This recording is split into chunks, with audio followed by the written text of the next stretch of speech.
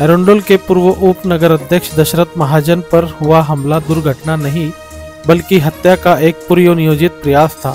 Local crime branch Jalgaon की जांच में ये खुलासा हुआ है। 14 जून को एरंडोल भालगांव रोड पर दशरथ महाजन पर हमला हुआ था। शुरुआत में इसे दुर्घटना समझा गया, लेकिन उनकी पत्नी की शिकायत के बाद पुलिस अधीक्षक डॉक्टर महेश्वर रेड्डी ने जांच जलगांव लोकल क्राइम ब्रांच को सौंपी। लोकल क्राइम ब्रांच के वरिष्ठ पुलिस निरीक्षक संदीप पाटिल के नेतृत्व में टीम ने सीसीटीवी फुटेज की घंटों पड़ताल की, जिससे सच्चाई सामने आई। ये एक सुनियोजित हमला था। पुलिस ने त्वरित कार्रवाई करते हुए उमेश उर्फ बदक सुरेश सुतार, शुभम कैलाश महाजन और पवन कैलाश महाजन को गिरफ्तार किया है। आरोपी उमेश ने पुरानी दुश्मनी के चलते हमला करने की बात कबूल की है। अपराध में इस्तेमाल की गई बोलेरो कार भी जब्त कर ली गई है। गिरफ्तार आरोपियों को अदालत में पेश किया गया है। इस मामले में और कौन कौन लोग शामिल है, पुलिस इसकी भी गहरी जांच कर रही है। इस सफल कार्रवाई के लिए पुलिस अधीक्षक डॉक्टर महेश्वर रेड्डी और उनकी टीम की सराहना की जा रही है। Zaki Ahmed, Khandesh time news, Jalgaon.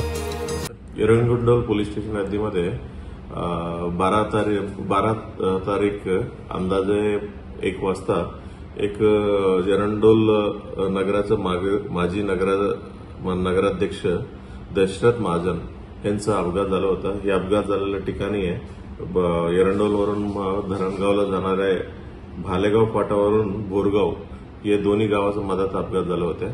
मग त्याच्या अनुषंगाने एरंडोल पोलीस स्टेशनला अपघातातले गुन्हे आम्ही दाखल करण्यात आले होते। मग काही लोकांनी ते संशय देखील व्यक्त केलं होतं की म्हणजे ही घातपाताची प्रकार होऊ शकते म्हणून। मग त्याच दृष्टीने आम्ही तपास चालू होते आणि हे तपास आम्ही एलसीबीला ट्रान्सफर करण्यात आले होते। मग त्याच्या अनुषंगाने तपास चालू असताना मग 3 इसमांना आम्ही ताब्यात घेतलेलं आहे। ते ताब्यात घेतलेलं माणसाचं नाव आहे उमेश उर्फ बदक सुरेश सुतार, हा वय 40 वर्ष आहे।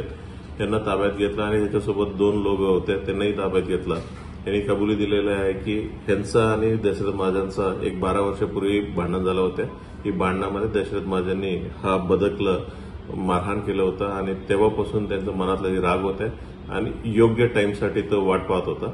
मग अचानकपणे ते समोर दिसलं आणि आजूबाजूला कोणी दिसत नव्हते आणि काही साक्षीदार कोणी नाहीये असं त्यांना लक्षात आलं की जोरात मागून त्यांना ठोक मारला आणि तर डायरेक्टली निघून गेले होते। मग याच्या अनुषंगाने तपासादरम्यान ह्या 3घांना अटक केलेलं आहे आणि आज कोर्टात आम्ही प्रोड्यूस करणार आहे की जे मेन आरोपी आहे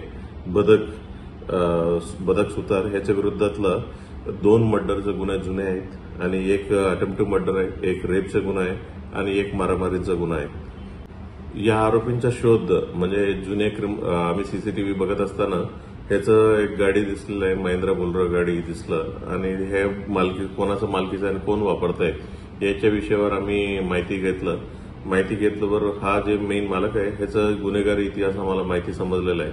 मग अजूनही म्हणजे आम्ही तांत्रिक आणि गोपनीय माहिती दोन्ही वापरून म्हणजे ह्यांना अटक करण्यात आलेली आहे।